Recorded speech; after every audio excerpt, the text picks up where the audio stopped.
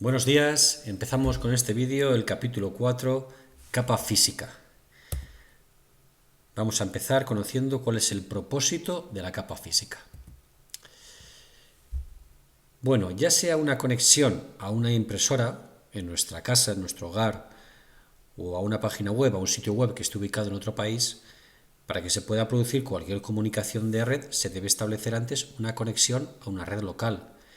Es decir, cuando estamos en casa y nosotros estamos accediendo a servidores web que no sabemos dónde están ubicados, lo primero es establecer una conexión con nuestra red inalámbrica, ¿de acuerdo? Con nuestra red de área local. Como estamos diciendo, este tipo de conexión pues puede ser cableada o inalámbrica. Entonces, vamos a marcar un matiz sobre esto para que ya vaya quedando claro. Si los equipos se conectan físicamente mediante cables a un switch, igual que sucede en nuestra aula, pues estamos hablando de una red cableada. Los datos se transmiten a través de un cable físico. En el caso de dispositivos inalámbricos, pues los datos se transmiten mediante ondas de radio. Y como hemos comentado muchas veces, pues los dispositivos de la red inalámbrica, por ejemplo en vuestra casa, deben estar conectados a un punto de acceso inalámbrico o router inalámbrico. También hay que tener en cuenta que no todas las conexiones físicas ofrecen el mismo nivel de rendimiento. Eso lo vamos a estudiar más adelante. Entonces, la capa física del modelo OSI se encuentra en la parte inferior de la pila, arquitectura o jerarquía de protocolos. Es la que está en contacto con el medio de transmisión y forma parte de la capa de acceso a red de la arquitectura TCP/IP. Hay que tener claro que sin la capa física no tendríamos red. ¿Por qué? Pues porque esta capa acepta una trama completa desde la capa de enlace de datos y la codifica como una secuencia de señales que se transmiten por el medio de transmisión. El dispositivo final o intermediario recibe los bits codificados que componen la trama, los procesa y en caso de que sea un dispositivo intermediario, como hemos dicho, los vuelve a insertar en el medio. Esto último que he dicho también lo vamos a aplicar en temas posteriores. Características de la capa física.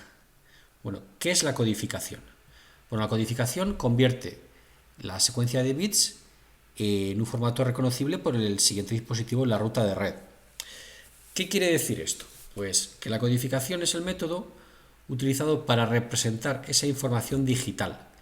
Sería similar a la forma en la que el código Morse codifica un mensaje con una serie de puntos o guiones.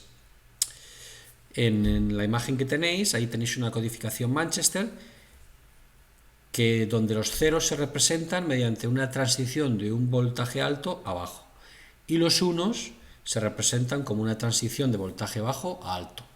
Fijaos los cambios, cómo va cambiando el voltaje. También fijaos que la transición se produce siempre en medio de cada periodo de bit. Eso tiene una razón, ¿de acuerdo? No lo vamos a explicar aquí, pero tiene una razón de ser.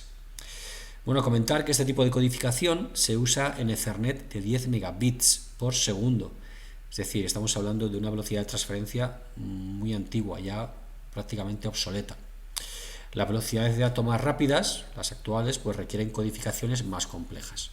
Pero aquí lo importante es que entendamos lo que es la codificación. Señalización. Bueno, pues la capa física debe generar señales inalámbricas, ópticas o eléctricas, para representar esos unos y ceros en los medios. Bueno, pues la forma en que se representan los bits se denomina método de señalización. Entonces los estándares de la capa física pues deben definir qué tipo de señal representa un 1 y qué tipo de señal representa un 0.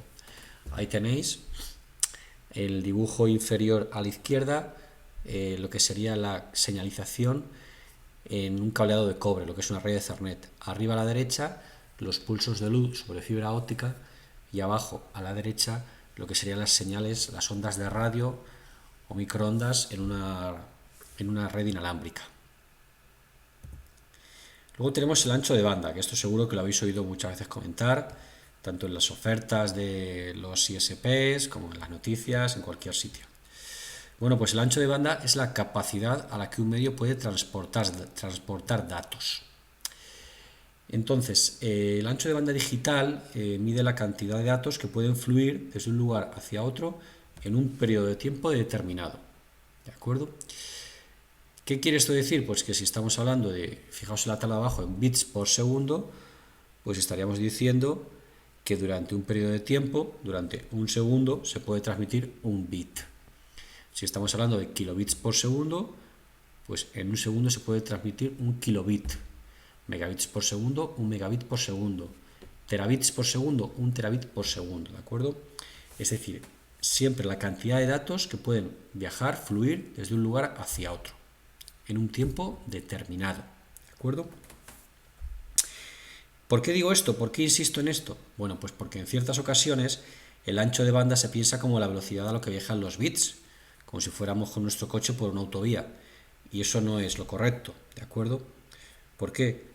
Porque los bits los transmitimos a la velocidad a la que se transmite la electricidad, pero nosotros con el ancho de banda, insisto, estamos midiendo la cantidad de datos que viajan de un lugar a otro en un periodo de tiempo determinado. Luego, en cuanto a la terminología del ancho de banda, aquí hay tres conceptos que son importantes. Uno de ellos es la latencia. La latencia es la cantidad de tiempo, incluida las demoras, es decir, los retrasos, que le toma a los datos transferirse desde un punto determinado hacia otro. ¿Por qué hay estos retrasos? Bueno, porque una red que se compone de múltiples redes, de múltiples segmentos, el rendimiento no puede ser más rápido que el enlace más lento. Es decir, si nosotros tenemos ciertos tramos en los que se viaja a 10 gigabits por segundo, pero tenemos un tramo que va a 100 megabits por segundo, el rendimiento nunca va a ser más rápido que ese enlace más corto. ¿Por qué? Pues porque solo se necesita un segmento en la ruta con un rendimiento inferior para crear un cuello de botella en el rendimiento de toda la red. ¿De acuerdo? Entonces, aquí hablando de latencia ya os he comentado cosas de rendimiento. ¿Qué estamos hablando de rendimiento? Pues es la medida de transferencia de bits a través de los medios durante un periodo de tiempo determinado. Entonces, debido a diferentes factores, pues el rendimiento generalmente no coincide con el ancho de banda especificado en las implementaciones de la capa física. Es decir, nosotros podemos tener que nuestra capa física soporta 1 gigabit por segundo, pero luego el rendimiento normalmente será menor que ese ancho de banda teórico, por decirlo así, ¿de acuerdo? El rendimiento, hay muchos factores que influyen en el rendimiento. Por ejemplo, la cantidad de tráfico que hay. No es lo mismo que estemos nosotros solos conectados a nuestra red wifi en casa, que esté conectada toda la familia, con la televisión, una videoconsola, ¿de acuerdo? Muchos dispositivos móviles. Entonces la cantidad de tráfico es un factor determinante en el rendimiento. También el tipo de tráfico, ¿de acuerdo? Y la latencia que se va creando, ¿de acuerdo? Como hemos comentado. ¿Cómo podemos medir el rendimiento de nuestra red, de nuestra conexión a internet? Pues por ejemplo con un test de velocidad. Esto si nunca lo habéis hecho, luego lo haremos en clase.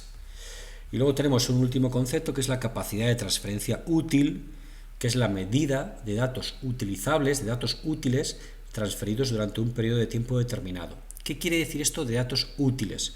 Bueno, pues lo que estamos eliminando en datos útiles es la sobrecarga de tráfico que se necesita para establecer sesiones, acuses de recibo. Acuses de recibo es que cuando me llega un paquete tenemos que enviar otro diciendo que ha llegado correctamente o que ha llegado con errores. Tiempo empleado en la encapsulación, en la desencapsulación, ¿de acuerdo? Entonces la capacidad de transferencia útil siempre es menor que el rendimiento, y el rendimiento generalmente es menor que el ancho de banda. Bueno, con esto terminamos este primer vídeo. Espero que esté todo claro. Un saludo.